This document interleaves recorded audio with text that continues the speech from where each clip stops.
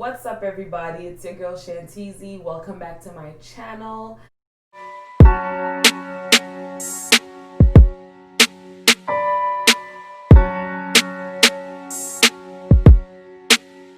So special.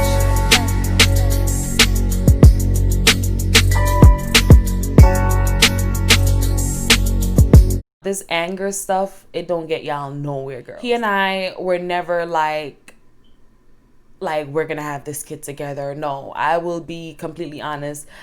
We fucked up and we got a beautiful child out of it. But only one of us decided to stand up and do what we had to do. No woman goes into a situation wanting, because you see the memes, you see people talk about single mom, you see the stigmas on single mom, and as much as we're adults and we know what having sex does and all of that stuff, we don't always go into these situations expecting that boom, we're gonna get pregnant. But unfortunately, it happens. Whether it's right or wrong, it happens.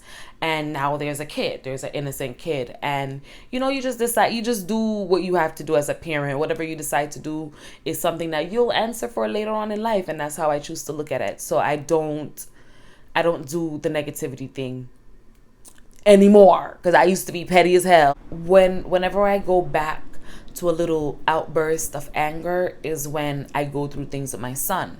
So now one of the things that I didn't even think I would need to prepare myself for as a single mom is when your son, or when your child, son or daughter, comes to you and asks you why their dad is not around. So I had this experience with my son when he just started pre-K. I was so excited about my kid starting school. I made a whole post about it. It was so exciting. I didn't know that my kid was going to start school and certain questions were going to start to come up. My son started acting out, right? My son started misbehaving in school. The teachers can't talk to him, you know what I mean? And I don't mean like being bad. I mean like tantrums. And it's been me and my son for years, so I know this behavior is not normal. So I was so worried about him. I was so worried. The teachers kept calling me and I'm like, yo, what's going on with my kid? I know something is going on with my kid. So one day, I brought him in his room and we're sitting there and we're talking, and I said to him, Sebastian, what is wrong with you? Listen, I talk to my kid like this because it's just me and him. I never had a goo goo gaga conversation with him. I don't talk to him like a baby. I talk to him like we're on the same level. I communicate with my child. So I said, Sebastian, talk to me. What is wrong with you? Tell me what's wrong. And out of nowhere, my kid fell into my chest. I cannot make this shit up. And I ain't gonna get emotional because I moved past it. I can't make this shit up, but my son fell into my chest and he pretty much said to me like, I want my dad, or, why don't I have a dad? And I was like, what do you mean? Why are you asking me that? He's just like, mommy, all my friends' dad, because, they have that day in pre-K where, the fathers come and drop their kids off to school and stuff like that. So he's like, mommy, why isn't my dad around? No, not like that. Let me say it exactly how he said it. He's like, mommy, all my friends' dad dropped them to school. All my friends' dad picks them up from school and brings them lunch. But I don't have a dad. And when my son said that to me, that shit broke my heart. I mean, like, what woman wouldn't be angry? What woman wouldn't be frustrated and just want to do the worst things to the person who she feels like is causing hurt to her child? I mean, if there's a woman here that ain't never been angry and done some shit because she was angry, you know what I mean, then you don't understand this hurt and this ain't for you. I was mad, you know what I'm saying? But in that moment, what I chose to tell my son, and I will never forget it, this is something that will stay with me, whether my son remembers it or not. It will stay with me for the rest of my life. I mean, even the teachers, this is before I even had this conversation with my son. The teachers are calling me and telling me, I want to have a conversation with you about Sebastian's dad. And I'm telling you, this is how much not having a father around affected my 4-year-old.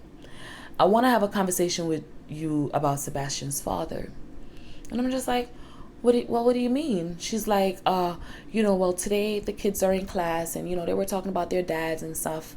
And Sebastian just came out and said, my dad is dead. Now, at first when she said that to me, it kind of threw me off a little bit because I was like, oh my God, my baby is associating these things with death. What does he even know about death? Blah, blah, blah. And I was beating myself up about it. But then I'm not going to let this man let me beat myself up about his actions. I had the conversation with the teacher and I said, listen, at the end of the day, my son is very smart. I am not the type of woman who has these conversations with her son where she bashes my child's father. Like, I don't do that. I don't bash my son's father to him. If he's associating not seeing his father around, not seeing a father around with him being dead, then that's what he's associating it with around, because with it. That's what he's associating that with, because he's not here. So what am I supposed to tell my kid? I mean, I'm not gonna make my kid feel wrong for feeling how he feels. He's not here, so he must be dead. And I mean, like 4 years old, guys. So when he said that, he didn't even say it with like no malicious, like, yo, screw him, he's dead. No, he just like, he's not here, he must be dead. I didn't know these things were bothering my child until I pretty much had a conversation with him where I told him, I said, let's go back because I'm bringing the story up back and forth. Now, this was when he asked me about his dad. I said, I put him down next to me in my lap. I cried. You know what I mean? Of course you're going to cry. I cried. When my son said that to me, I cried. And, I just sat him down next to me and I told him, I said, listen, Sebastian, your father is not dead. He's alive. I don't know where he is. I don't know why he is not here. I don't know why he's not choosing to be here. But let me tell you something. I'm here.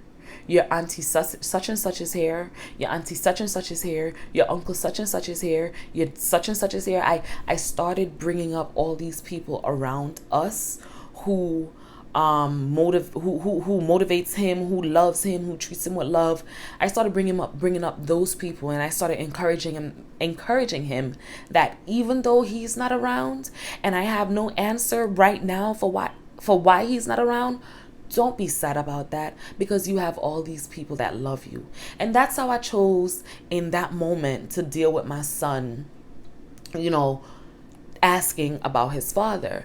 And everyone handles their situations differently, but I don't want to be the woman who instills negativity in her son's head, because I may not be on this earth forever. Like, it's just real shit, and I'm getting goosebumps talking about it. Like, I may not be on this earth forever, and I don't want to put any type of hate in my son to where even if I'm not on this earth right now and he gets to a certain point where he wants to pursue a relationship with his dad on his own, I don't want to put nothing in my kid's head for him to feel like he'll know the truth. He'll know the truth, but I will not bash anybody. That's not what I'm here for. That's not the type of mom I am. I don't have to bash nobody. So that's just one of the experiences I have had being a single mom, and how I chose to deal with it. It's not easy, but this is my guide to happiness. This is my guide to joy, to peace. I choose not to bash my son's father to my son, and I choose to encourage my son on, worrying about the people that's around him that love him, worrying about the people that is here, and don't worry about the people that's not here. You know what I mean? I just want to encourage women, like, listen, let that hurt go, let that pain go. You can do this. You don't need to sit there and look up ways to antagonize the father of your child because of your anger, which I know about that anger because I've been there. Okay, I have been a thorn in my baby daddy's side before, and it does nothing for me. Because I'm the one that's gonna have to answer for my actions when it comes down to my child. And another thing, listen, Motherfucking 50 Cent, he don't fuck with his son for years. Even though his reasons are a little bit different, but it's weird. It's still weird. Listen, there are people that I know who are adults my age. I know people who are older than me. Who I was watching a fucking show. I was watching Judge Lynn or whatever her name is. I was watching her, and I was doing something. I don't know what I was doing, and I heard that man say, "Yo, my daddy ain't been in my life for 29 years or something like that." I looked at the TV like, well, goddamn, it don't make no sense.